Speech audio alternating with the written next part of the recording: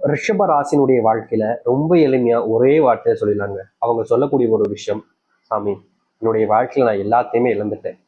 எனக்கு பிடிச்சது கூட என்னை விட்டு போயிடுச்சு. இப்போ மிச்சம் இருக்கிறது என்னுடைய உயிர் மட்டும்தான். இது எப்ப என்னை விட்டு போக போகுதுன்னு தெரியல. இது எனக்கு சொந்தமானதும் கிடையாதுன்னு எனக்கே தெரியும். ஏன்னா இதை நான் எப்போதுமே என்கிட்ட பிடிச்சு வச்சுக்க முடியாதுல்ல. மற்றதையாவது என்னுடைய வாழ்க்கையில நான் வச்சுக்கணும்னு நினைச்சா அதுக்கு முயற்சி பண்ணலாம். ஆனா இதை என்னால அதுவும் முடியாதுங்க. இப்ப வரைக்கும் என்னுடைய மனசுல தோன்ற விஷயம், இந்த உயிர் எப்ப போகும்? நான் ரொம்ப காத்துக்கிட்டு இருக்கேன் சாமி, இந்த உயிர் எப்ப போகும்னு அப்படின்னு மனசுக்குள்ள ரொம்ப கஷ்டத்துடனும் துன்பத்துடனும் தான் இருக்காங்க இந்த ரிஷபராசிக்காரர்கள். ரிஷபராசினுடைய மனசுல எவ்வளவுதான் காயங்களும் கஷ்டங்களும் இருந்தாலும் அதை வெளியே யார்கிட்டயுமே சொல்ல மாட்டாங்கங்க. ஏன்னா அவங்க மத்தவங்ககிட்ட சொல்லி சிம்பத்தியவோ இல்ல மத்தவங்களுடைய அனுபவத்தையோ தேடிக்கணும்னு நினைக்கவே மாட்டாங்க. இவர்களை பத்தி மத்தவங்களுக்கு தெரிஞ்ச விஷயங்கள் என்பது ரொம்ப கம்மிங்க. உங்களுடைய நெருங்கிய நண்பராக இருப்பாங்க, இல்ல உங்களுடைய உறவாக கூட இருப்பாங்க. ஆனா ரிஷபராசிக்காரர்கள் என்றாலே அவங்கள பத்தி மத்தவங்களுக்கு தெரியக்கூடிய விஷயம் ரொம்ப கம்மியானது. 1% கூட தெரிஞ்சிருக்காதுன்னு வச்சுக்கோங்களேன். இப்படிப்பட்ட ரிஷபராசினுடைய வாழ்க்கையில இன்னைய நாள் வரைக்குமே பல நபர்கள் துரோகத்தை பண்ணியிருக்காங்க. முக்கியமா சொல்லணும்னா இவங்க வாழ்க்கையில துரோகம் அப்படி எல்லாம் விட்டுட்டு இவங்க கூட ரொம்ப ஜகஜமான நட்பா உறவா இருப்பாங்க, ரொம்ப நெருக்கமா இருப்பாங்க. முக்கியமா சொல்ல போனா இவங்களை ஏமாத்துனது, இவங்களுடைய மனசை காயப்படுத்தினது, இவங்களுடைய மனசை ரொம்பவே கஷ்டப்படுத்தினது, அந்த கஷ்டப்படுத்திருப்பாங்க பாத்தீங்கன்னா அவங்களுக்கு. அவங்க இவங்களை கஷ்டப்படுத்தினே தெரியாத மாதிரி, ரொம்ப நெருக்கமா இருக்கிற மாதிரி, ஒரு நண்பன் மாதிரி, ஒரு சகோதரன் மாதிரி மறுபடியும் பழக ஆரம்பிப்பாங்க. இவங்களுக்கு மனசுக்குள்ள அது எவ்வளவு கஷ்டத்தை கொடுத்துருக்குன்னு அவங்களுக்கு புரிஞ்சுக்க கூட அது தோணாதுங்க. இப்படி ரிஷபராசினுடைய வாழ்க்கையில அதுவும் நடந்திருக்கு. அது மட்டும் இல்லைங்க, இது எல்லாத்தையும் விடுங்க. ரிஷபராசினுடைய வாழ்க்கையில மத்தவங்க தெரிஞ்சவங்க தெரியாதவங்களாம் விடுங்க. இவங்களுடைய குடும்பத்தில் இருக்கக்கூடிய கணவன் மனைவி, முக்கியமா பெற்றவர்கள், இவங்களுக்குள்ள ஏற்படக்கூடிய விஷயங்கள், சகோதர சகோதரிக்குள்ள வரக்கூடிய விஷயங்கள்னு அதுல கூட இப்படிப்பட்ட விஷயங்கள் தாங்க. முக்கியமா சொல்லப்போனேன் அப்படின்னா இவங்க ஒரு தப்பு பண்ணிட்டாங்க. ஏதோ தெரிஞ்சோ தெரியாமலோ ஒரு தப்பு பண்ணிட்டாங்க ரிஷபராசிக்காரர்கள். இப்படி ஃபார் எக்ஸாம்பிள் சொல்லணும்னா காதலிக்கிறாங்கன்னு வச்சுக்கோங்களேன். இப்போ இந்த காதலிக்கிறாங்கன்ற விஷயம் குடும்பத்துக்கு தெரிஞ்சா மிகப்பெரிய ஒரு சண்டையாகும், பிரச்சனையாகும், தேவையில்லாத குழப்பங்களை கொடுக்கும். அதுவும் இந்த வயசுல இது தெரிய வந்துச்சுன்னா என்னுடைய படிப்பையும் நிப்பாட்டிடுவாங்க, என்னை விட்டு வீட்டு விட்டு அனுப்பவே மாட்டாங்க, என்னை வேலைக்கு போக வச்சிருவாங்க, இப்படின்னு பல குழப்பங்கள்ல இருப்பாங்க இந்த ரிஷபராசிக்காரர்கள். தெரிஞ்ச சகோதரனா இருக்கலாம், இல்ல சகோதரியா இருக்கலாம், இல்ல அம்மாக்கோ இல்ல அப்பா யாருக்கும் ஒருத்தங்களுக்கு தெரிஞ்சிருக்கு. ஆனா அதை எல்லாத்தையுமே தெரியப்படுத்துவாங்க அந்த ஒரு நபர். அது எப்படின்னா எல்லோரும் முன்னாடி வச்சும் அசிங்கப்படுத்துற மாதிரி உங்ககிட்ட கேள்வி கேட்பாங்க. உடனே நான் இதுக்கு தான் வளர்த்தனா, உனக்கு இதுக்கு தான் நான் அப்படி சோதப்பட்டு கொடுக்கணும் அப்படின்ற மாதிரி சில வார்த்தைகளையும் விட்டுருவாங்க. இது எல்லாத்தையுமே பார்த்த ரிஷபராசனுடைய வாழ்க்கையில இதுக்கப்புறம் இவங்க கூட நம்ம பேசக்கூடாது, இவங்க விட்டு தள்ளி இருக்கணும்னு நினைப்பாங்க. ஆனா எதுவுமே நடக்காத மாதிரி மறுநாள் காலையில வந்து இவங்ககிட்ட ரொம்ப சகஜமா பேசுவாங்க.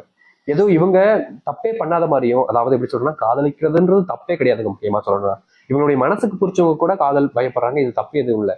ஆனா இந்த ஒரு விஷயத்த கூட இவங்களை பழி வாங்கணும், இவங்க நல்லா இருக்கக்கூடாது, வீட்டுல இவங்க எப்பவுமே கெட்டவங்களா தெரியணும், கஷ்டப்பட்டுக்கிட்டே இருக்கணும், கஷ்டப்பட்டு கண்ணீரோட இருக்கணும்ன்றதுக்காக இவங்க பண்ண ஒரு விஷயம் இந்த ரிஷபராசிக்காரர்களுக்கு பெருசா மனசுல பாதிப்பை கொடுத்துருச்சு.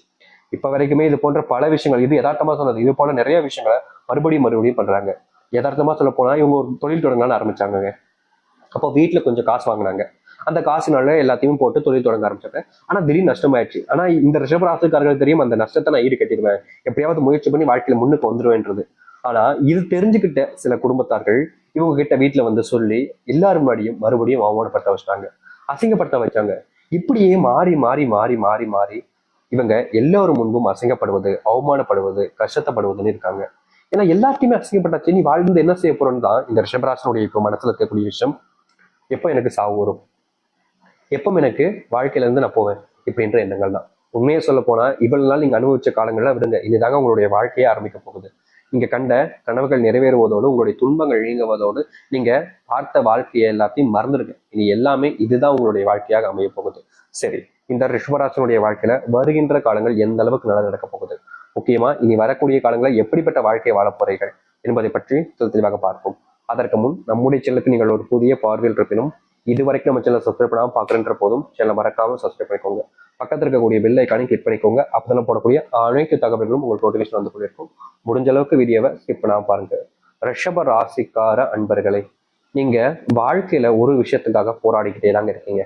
அது என்னன்னா குடும்பத்தார்கிட்ட நல்ல பேர் வாங்கணும், நண்பர்கள்கிட்ட நல்ல பேர் வாங்கணும், சொந்தக்காரங்கள்ட்ட நல்ல பேர் வாங்கணும், தான் காதலிக்க பொண்ணுகிட்ட, தான் காதலிக்கிற பையன்கிட்ட, தன்னுடைய அண்ணன்கிட்ட, தன்னுடைய தம்பிட்டன்னு நீங்க எல்லாத்தையுமே நல்ல பேர் வாங்கணும்னு ஓடிக்கிட்டு இருக்கீங்க. மற்றவங்களுக்காக தான் நீங்க ஓடுறீங்க. ஆனா உங்களுக்காக என்னைக்காச்சும் நீங்க ஓடி இருக்கீங்களா? அதை யோசிங்க.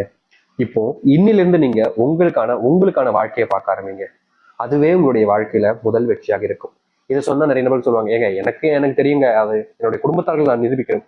நீங்க உங்களுக்கு முதல்ல நிரூபிக்க, அதுக்கப்புறமா ஆட்டோமேட்டிக்கா அது உங்களுடைய குடும்பத்தார்களுக்கு தெரிய வரும். இது நாள் வரைக்கும் உங்களுடைய கேரக்டரை பத்தி மத்தவங்க என்ன நினைக்கிறாங்கன்றதை நினைக்க வச்சு விட்டுருங்க. நீங்க நினைங்க, உங்களுடைய மனசுல நீங்க நினைக்கக்கூடிய விஷயத்த கொஞ்சம் கொஞ்சமா வெளிப்படுத்த ஆரம்பிங்க. அது மற்ற நபர்கள் அனைவருமே புரிஞ்சுப்பாங்க. இனி வரக்கூடிய காலங்கள்ல இந்த ரிஷபராசினுடைய வாழ்க்கையில மிகப்பெரிய பிரச்சனையாக கருதப்பட்ட ஒரு விஷயம், நீங்களும்னா நீங்க இப்படிப்பட்ட ஒரு விஷயத்த பண்ணிதாகணும். இது கடினமான ஒரு விஷயம் தான். எப்படிங்க நான் நிரூபிக்கிறது? கொஞ்சம் கஷ்டப்பட்டு உழைக்கணும். உங்களுடைய குடும்பத்தார்கள் உங்க மேல வச்சிருக்கக்கூடிய நம்பிக்கைன்றது மொத்தமா போச்சுல்ல. நீங்க இனிமே சம்பாதிக்க மாட்டீங்க, வேலைக்கு ஒழுங்கா போக மாட்டீங்க, ஒழுங்கான விஷயத்த செய்ய மாட்டீங்க, தொழில முன்னேற்றம் காமிக்க மாட்டீங்க. முக்கியமா நீங்க வேலைக்கு போனாலும் அதே இடத்துல வேலை பார்க்க மாட்டேங்கன்ற ஒரு சிலமான எண்ணங்கள் உங்களுடைய குடும்பத்தார்களுக்கு இருக்கும். முக்கியமா உங்க மேல தப்பான அபிப்பிராயங்கள் எந்த ஒரு விஷயத்தினால வந்துச்சோ அதை மாற்றுவதற்காக நீங்க குடும்பத்தார்கள்ட்ட சில விஷயங்களை செய்யுங்க. நீங்க முயற்சி எடுத்தீங்க அப்படின்னா அதுல உங்களுடைய வாழ்க்கையில வெற்றிகள் கட்டாயம் இருக்குங்க.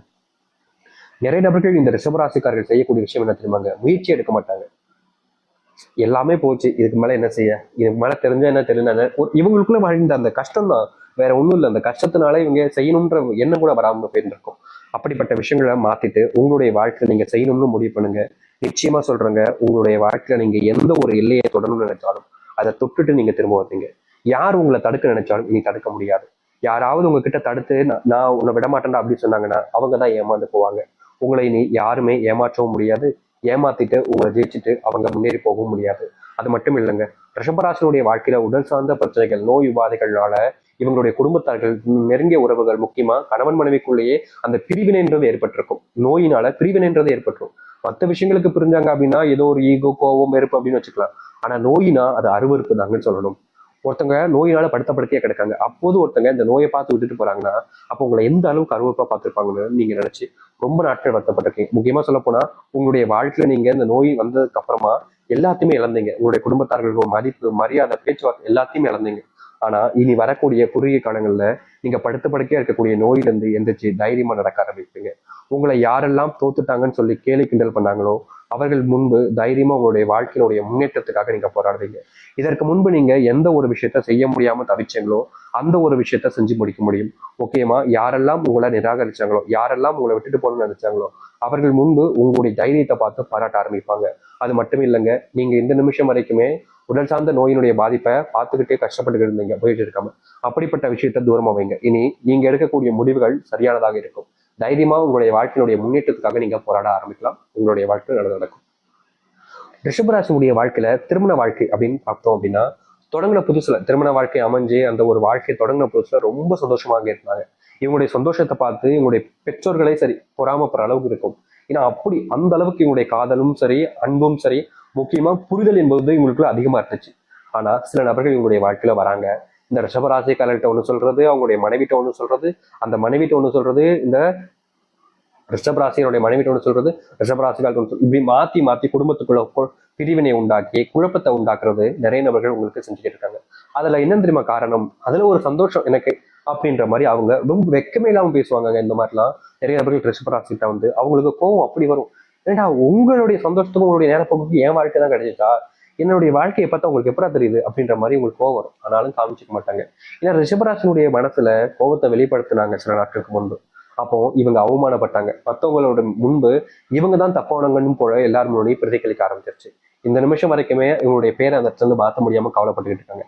அப்படிப்பட்ட விஷயங்களை பார்த்ததுக்கு அப்புறமா இனி எப்பவுமே கோவப்படக்கூடாதா அப்படின்ற மாதிரி கோபமே இல்லாத ஒரு வாழ்க்கையாக தான் வாழ்ந்தீங்க. இனி உங்களுடைய கோபம் என்பது நியாயமாக இருக்கும். நீங்க கோவப்படுறதை பார்த்து உங்களுக்கு உறுதுணையாக இருப்பாங்க. இதற்கு முன்பெல்லாம் நீங்க மௌனமா பல விஷயங்களை கடந்து போயிருக்கலாம். அது எல்லாமே வர ஆரம்பிக்கும். நீங்க வெளியூர் பயணங்கள் போறது உங்களுக்கு சாதகமாக முடியும். முக்கியமா இதனால் வரைக்குமே வெளிநாட்டுக்கு போகணும், இந்த இடத்துக்கு போய் சுத்தி பார்க்கணும் அப்படின்ற ஆசை இருந்திருக்கலாம். இல்ல இந்த இடத்துல என்னுடைய தொழில் தொடங்கணுன்ற எண்ணம் இருந்திருக்கும். ஆனா அந்த ஒரு விஷயத்துக்கு உங்களுக்கு வெற்றியும் கிடைச்சிருக்காது. நீங்க எடுக்கக்கூடிய முயற்சிகள் உங்களுக்கு உறுதுணையாக யாருமே இருந்திருக்க மாட்டாங்க. ஆனா இனி வரக்கூடிய குறுகிய காலத்துல நீங்க எடுக்கக்கூடிய முயற்சிகள் என்பது வெற்றி பெற ஆரம்பிக்கும். யாரெல்லாம் உங்களை விட்டு தள்ளி போகணும்னு நினைச்சாங்களோ, யாரெல்லாம் உங்களுக்கு உதவி செய்யாம வேடிக்கை மட்டும் பார்த்தாங்களோ அவங்களே உங்களை தேடி வந்து உதவி செய்வாங்க. உங்களுக்கு என்ன உதவின்னு கேட்டு எல்லாத்துலயுமே உங்களுக்கான உதவிகளை செய்ய ஆரம்பிப்பாங்க. இந்த ரிஷபராசனுடைய வாழ்க்கையில ரிஷபராசனுடைய வாழ்க்கையில சில நபர்கள் இவங்களுடைய மனசை காயப்படுத்துவதோடு இவங்களுடைய பார்வையே இவங்களை எப்பவுமே தப்பானவங்க அப்படின்ற மாதிரி தான் பார்த்துட்டு இருந்தாங்க. இதற்கு மாற்றமே கிடைக்காதா, தீர்வே கிடைக்காதான்னு இவங்களுடைய மனசு படபடத்துச்சு. பல நாட்கள் வேதனையும் பட்டுச்சு. இப்படிப்பட்ட விஷயங்களுக்கு மாற்றமே இல்லையான்னு எவ்வளவு நாட்கள் அழுதுருக்காங்க, கண் கலங்கியிருக்காங்க ரிஷபராசிக்காரர்கள். அது எல்லாம் தீர ஆரம்பிக்கும். உங்களுடைய பிள்ளைகளுக்கு படிப்பே வரமாட்டேங்குன்னு நீங்க வருத்தப்பட்டிருப்பீங்க. முக்கியமா சொல்ல போனா பிள்ளைகளுடைய உடல்நிலையும் சரி, மற்ற விஷயங்களும் சரி, பிள்ளைகள் பின்தங்கியே இருக்காங்க சாமி. நான் என்ன சொல்லி கொடுத்தாலும் அவங்க புரிஞ்சுக்க மாட்டாங்க. நான் என்ன சொன்னாலும் அதற்கு மாறாகவே செய்றாங்க. நான் இப்படி இருந்தா அவங்க அப்படி இருக்காங்க. நான் அப்படி பண்ணாதன்றா அப்படிதான் பண்ணுவேன்றாங்க. இப்படியே செய்றாங்க சாமி. என்னுடைய வாழ்க்கையை மொத்தமா என் பிள்ளைங்களுக்காக தான் நான் வச்சிருக்கேன். ஆனா